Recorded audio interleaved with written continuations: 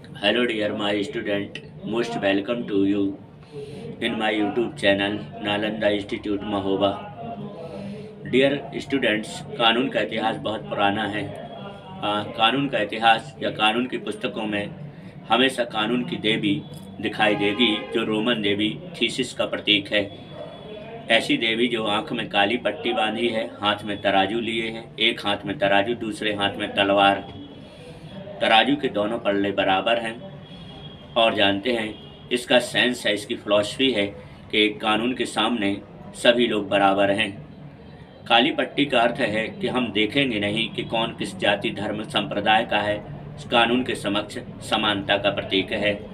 तलवार इस चीज़ का प्रतीक है कि तलवार निर्भीकता तथा निर्भीकता से न्याय दिया जाएगा और जो व्यक्ति न्याय को मानेगा नहीं उस व्यक्ति को तलवार से दंड दिया जाएगा। दोस्तों, भारत में कानून का इतिहास बहुत पुराना है। सबसे प्राचीनतम इतिहास कानून के रेफरेंस में हम मौर्य काल में देखेंगे। कौटिल्य के अर्थशास्त्र में कानून की दृष्टि से लोक प्रशासन तथा न्याय की दृष्टि से बहुत महत्वपूर्ण ग्रंथ माना जाता है। इसके बाद गुप्त काल में लिखी गई काममंडक की नीतिसार नामक पुस्तक भी इसी रेफरेंस को देती है कि कानून किस तरह से कैसा होना चाहिए। मनु हुए, याज्ञवल्क्य हुए, नारद स्मृति तथा बृहदारण्यक उपनिषद, तमाम तरह के ऐसे ग्रंथ हैं, पुस्तकें हैं जिनसे कानून की हमें जानकारी मिलती है। कानून के रेफरेंस में 10वीं शताब्दी के राजा सोमदेव द्वारा रचित नीति वाक्यामृत में भी नीति सार या कानून के रेफरेंस दिया गया है, तो बताता है कि कानून कैसा होना चाहिए, कैसा लागू होना चाहिए।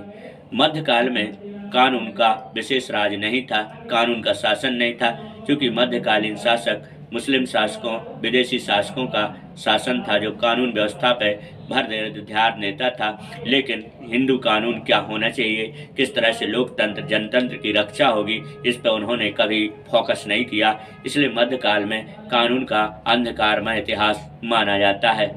आधुनिक काल में असली कानून की शुरुआत हुई जब अंग्रेज आए और भारत में नियमित रूप से संवैधानिक विकास किया, संवैधानिक सिस्टम लागू किया, कानून के राज की स्थापना की।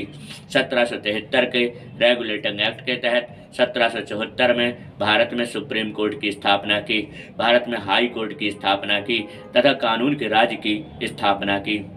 हमारे देश में कानून के रेफरेंस उस समय भी अच्छी तरह से दिया गया जब भारत में पहली अदालत की शुरुआत सन 1937 में चैम्बर ऑफ प्रिंसेस के रूप में जाना जाता था और चैम्बर ऑफ प्रिंसेस के बाद 12 वर्ष बाद सन 1951 में संसद भवन के चैम्बर्स ऑफ प्रिंसेस में भारत के सुप्रीम कोर्ट की शुरुआत हुई।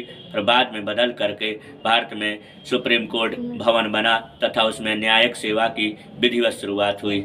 दोस्तों, यदि यह वीडियो आपको पसंद आया, लाइक करें, सब्सक्राइब करें, शेयर करें और आगे बढ़ाएं। वीडियो देखने के लिए बहुत बहुत धन्यवाद।